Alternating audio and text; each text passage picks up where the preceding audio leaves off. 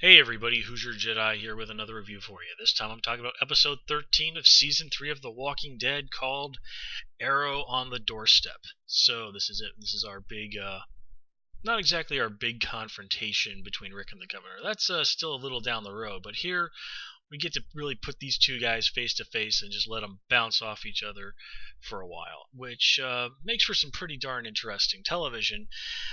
But also makes for an episode that's pretty light on the action. I mean, Merle and Daryl and Martinez were just practically bored when they had to go out there and kill some walkers. You know, when the characters treat dealing with the walkers as a minor annoyance and, at best, a diversion from boredom, you know that the show is maybe not handling the walkers the best way that it could. But anyway, let's kind of just get right down into what's going on in this episode. Now, the big thing that's going on with Merle, he's a good place as any to start, is that he just wants to go off to the barn and kill the governor. And it's pretty funny that Glenn, of all people, is the guy who raises the objection to this, seeing as how storm in there and kill the governor was what Glenn couldn't shut up about a couple of episodes ago. Now, granted, this is because the governor had, well, let's not really mince words here, sexually assaulted his girlfriend. So, Glenn's had a little time to calm down and realize that was an extremely rash choice of action. Now, granted, Merle's plan here is a little bit more solid. The governor is not in the middle of an entire town full of people who would fight to save him. He's out at a barn surrounded with just a couple of guys. It is not an unreasonable plan to think that if they strike, they could take the guy down. Very much the classic crush the head of the serpent maneuver is what Merle is advocating here. And he's so into this, he even tries to recruit Michonne in on this plan. And we get to see another nice little scene between the two of them. I really do like this. These are two people who I think on some level realize that the other is very much a worthy opponent. Michonne got away, but she was definitely having a close call there. So it was certainly fun to see that again. And I like how Merle kind of even makes a little nod toward the fact that Michonne wants to hurt Andrea. But getting back to Glenn, first of all, actually, I got to stop and say there. Speaking of Maggie and being sexually assaulted, how in the name of God did this not come up when Andrea was at the prison? I mean, I understand it's not something anybody really wants to talk about, but, the governor at least using rape as a threat against Andrea's friend, and the fact that Andrea's banging this dude. Hey guys at the prison, this is something maybe you should have mentioned to Andrea. It might have done a little bit to sway her opinion earlier. I swear to God, man, sometimes the people on this show have IQs that make bricks look like Einstein. But anyway, it certainly was nice to see Glenn doing more leadership stuff. He is, kind of the number 3 guy, I think, in the group. You can kind of make the choice between exactly who's number 2, maybe either Daryl or Herschel. But Glenn's definitely well, let's put it this way. On this starship, Glenn's earned his lieutenant commander's stripes. Let's put it that way. Okay, insert your own Harry Kim joke here, because I don't think I can make one without having it come off unfortunate. Anyway here. Oh God, Star Trek Voyager. I'm sorry, it's been years since it's ended, but the pain, it just won't go away. Oh God, damn you, Star Trek Voyager. Okay, so let's move on. 2 happy things, which is namely Glenn and Maggie having sex. When Maggie is supposed to be on watch and, there's nobody keeping an eye on the cannibalistic monsters outside the door. I'm certain this could never possibly in any way, shape, or form end badly. But no, okay, I'm just being a little bit of a wise ass there. I actually do like this scene, although, man, that was, a little on the gratuitous side there. Now, I believe in my reviews I've mentioned before that I'm not adverse to the old fan service, but this seemed to be going a little far with just how much they were doing here. I mean, it's just like, really? Are we still showing this? I get it. Glenn and Maggie are having sex and they're enjoying it. But anyway, the reason I like this scene, despite it maybe pushing the envelope when it didn't really need to, is that it shows us that in this world, ruled by the dead and with death everywhere and evil, horrible things happening all the time, that those simple, exquisite moments that make life so worth living, even when things are bad, still exist in the Walking Dead universe. It's these moments that are really the hope that keep the group going and draw in ratings. But anyway, let's see here. Let's see. Let's go on. Oh yeah, let's just finish talking about what's going on at the prison. Then we'll move on. What's going on to over at the barn. First of all, I do like the fact that even Merle gives credit to Glenn for standing up to him, even though he's got pretty good reason to think that Merle could kick his ass, and that certainly does seem to be the case. And speaking of stepping up, hey, I mean, she didn't get any lines, but Beth had another really kick-ass moment. Now, as I've said before, I'm really liking Beth, and well, to put it bluntly, I hope she survives this season. And just because she's become a genuinely interesting character. As I've said, she's sort of the heart of the group, and what can I say? I just like having her around. So let me see here. Oh yeah. Before we finish up with Glenn and Maggie, I like how Glenn also took the time to admit to Maggie basically what I talked about a couple of episodes ago, when after what happened in Woodbury, he was just so wrapped up in his pain that he didn't even really think about what Maggie was going through emotionally. And that was really a needed character moment for Glenn. It was a true and genuine moment. It is in keeping with him as a guy.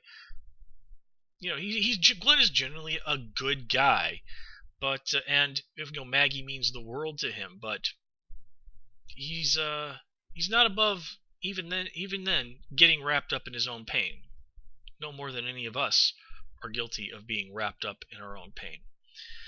I'm actually reminded a little bit here of that famous Buffy the Vampire Slayer episode, Earshot, where Buffy looks out at the people at Sunnydale High and says to Jonathan, I understand how you feel.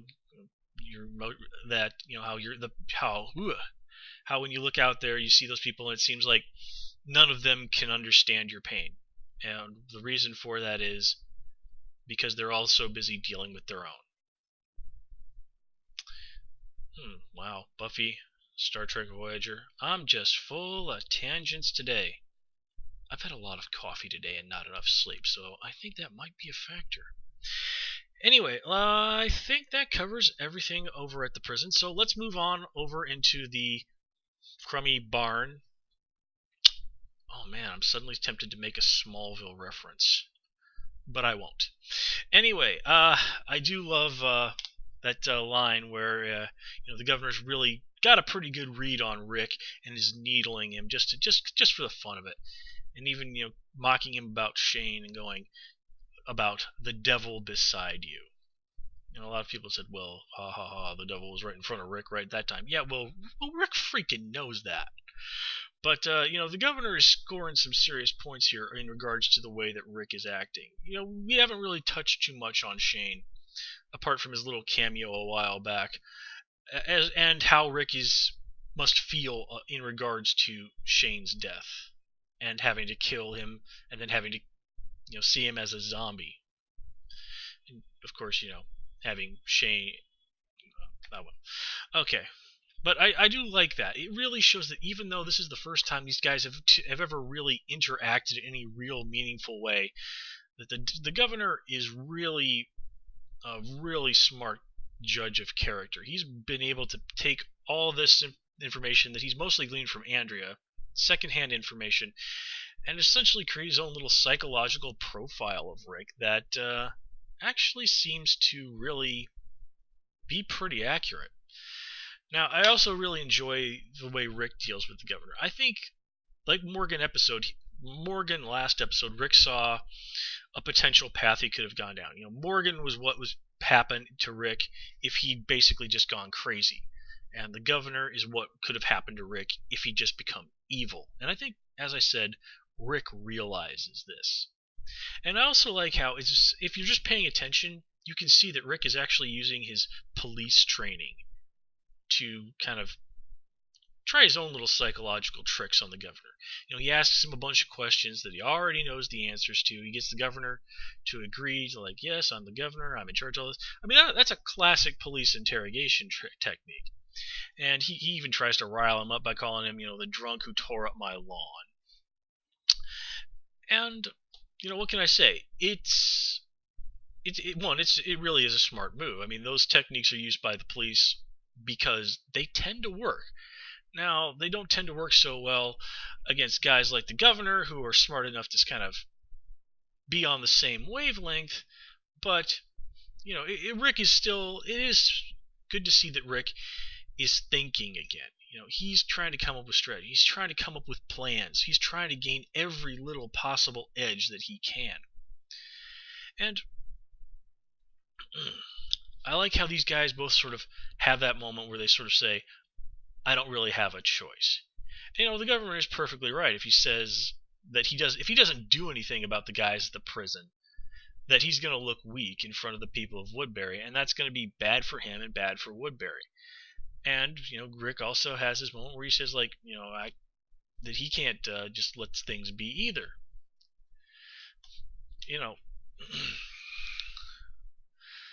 Okay, that train of thought just went off the bridge and into a river.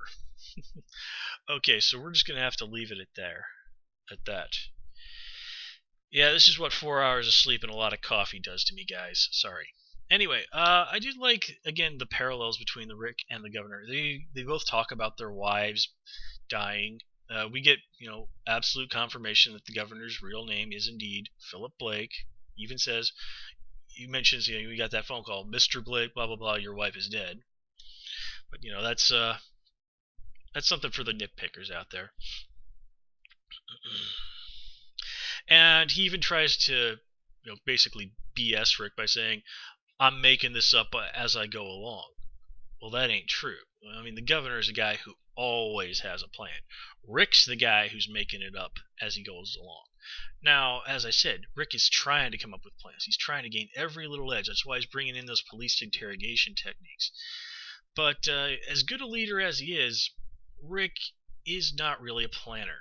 Rick, and this is in a way the downside of his police training, is that police officers are in many ways reactionaries. There's a problem, the police go out and they deal with it. Police work is rather limited in what they can do to, plan ahead. I mean, they can do, crime prevention programs, but again, it's it's a limited thing. There's only so much you can do to prevent crime from happening. The governor is the chess master. He's able to maneuver all these pieces, manipulate people, get them to do what he wants, and line everything up so that it all comes together. And Rick just does not have a background in that sort of thinking. But that might be just what gets him through the day at the end of this, if the group really does get through this. Oh wait, there's already been a season 4 announced. Oh well. Let me see here. Oh yeah, I also like how, as much as the governor may have a bit of an advantage on Rick in terms of being a strategic thinker, Rick's training as a police officer does still serve him well, and not just in throwing that police interrogation techniques. He really genuinely just sees through the line that the governor is feeding him. He knows that no matter what kind of deal the governor might offer him, that he's not going to keep his word, and he's just going to come and kill him when it's all over, whether or not he hands over Michonne or not.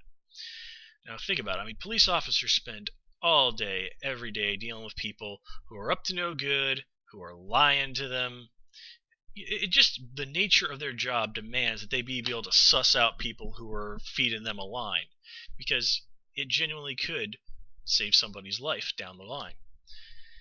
And this all brings us to that moment at the end where Rick is explaining all this to Herschel, and he even asks, "Well, what if I'm wrong? What if, if we take this deal, everything will be okay?" And he even wants Herschel to convince him that that would be true, but Rick, just simply because Rick knows it isn't.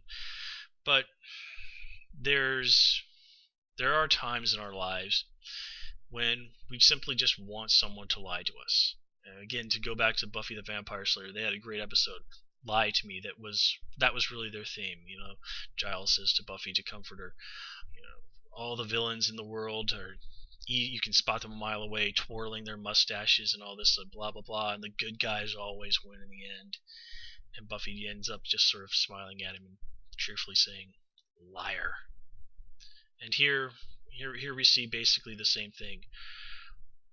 Rick really doesn't want Herschel to lie to him. He just wants someone to tell him that it'll all be okay.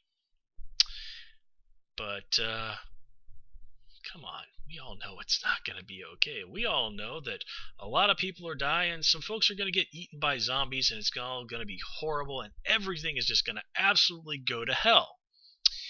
Because that's what this show does, and that's why we watch. Okay, folks, that's all I have for you this time. As always, please comment, rate, and subscribe, and of course you can follow me on Twitter at HoosierJedi. Until next time, take care and have a good one.